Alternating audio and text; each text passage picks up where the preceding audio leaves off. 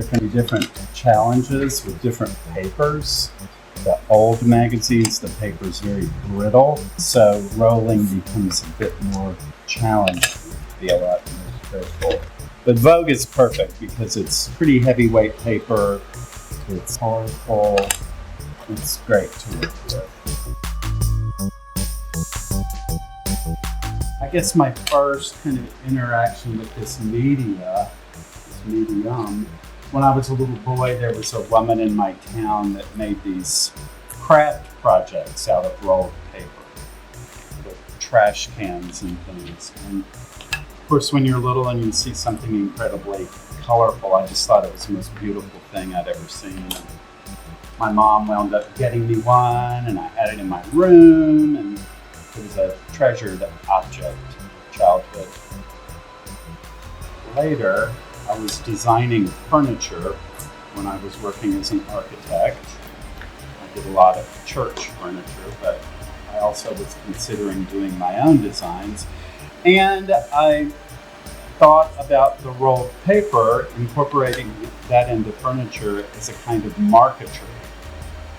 And I thought, well, paper's made out of wood, furniture is made out of wood. It seems very natural. So we did a few tests, a few rolls. Unfortunately, I never built any furniture with it. And then later, I was invited to be in an art show, and the theme was shelter. I was still working as an architect, and I thought, well, I can do a drawing or a model, something that has to do with houses. And then I thought, well, I could also do something out of rolled paper. And a light bulb went off, and I realized that in the rolling process, I wasn't just creating this kind of colorful module. At the same time, I was encasing all of this information in the roll. So it was sort of like a scroll, a primitive database.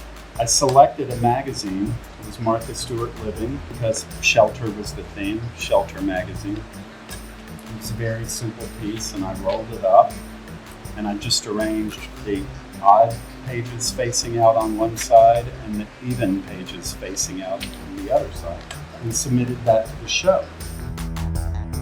Do you guys know Ellen Horniak?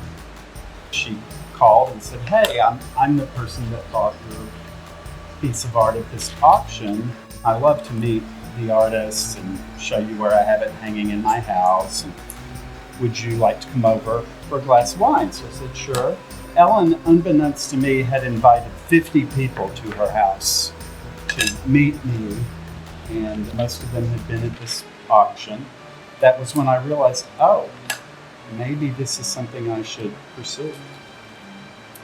And so that was kind of the beginnings.